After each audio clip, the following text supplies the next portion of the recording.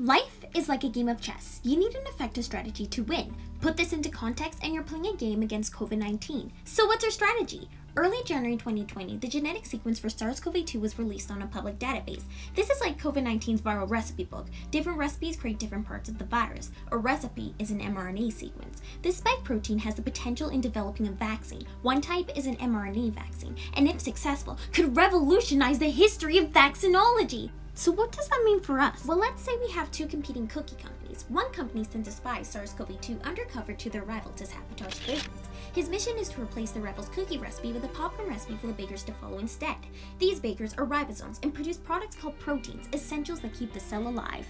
To get inside, SARS-CoV-2 in disguise blocks out the innate immune system so that the response to his threat is delayed. He then enters the cell using his key, the spike protein, which unlocks the ACE2 receptor. The virus shares its recipe with the bakers who make copies of it. Cookie production stops and popcorn production increases. The immune system is actually the one that does all the damage to the business as they fight SARS-CoV-2. His multiplication confuses them. The guards overreact once they realize they're under attack, causing a cytokine storm. If too much damage is done, the business will die. How could an mRNA vaccine stop this overreaction? Well, remember, SARS-CoV-2 easily entered the cell using its key, the spike protein, right? Why not use this entry method as its weakness? How do we do this? Upgrade your security system and educate your security guards through a drill. Before infection, the recipe for the spike protein encapsulated in a lipid nanoparticle is introduced to the bakers. The security guards need to know what's going on inside the bakery, so a sample of the products is presented on a display, MHC1 right outside the cell. A normal cell would present normal cell proteins, but an infected cell would present viral proteins, in this case the spike protein. The security department trains his guards to recognize specific threats made to the business. Cytotoxic T cells are trained to recognize pathogens presented on the MHC1 display.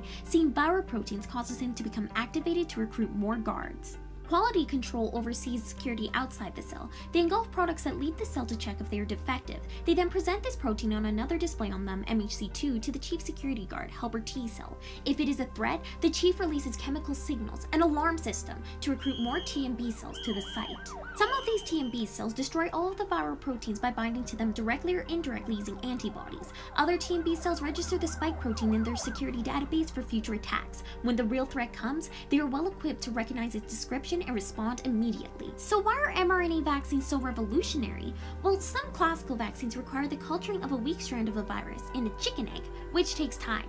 mRNA vaccines don't need this. All they need is the recipe for a part of the virus that may evoke an immune response. They can be produced much faster and easier, essential in a pandemic. In May 2020, drug company Moderna entered its second phase of vaccine trials for the vaccine mRNA 1273, reaching milestones in record time. RNA technology may be the strategy for human survival in the game of life.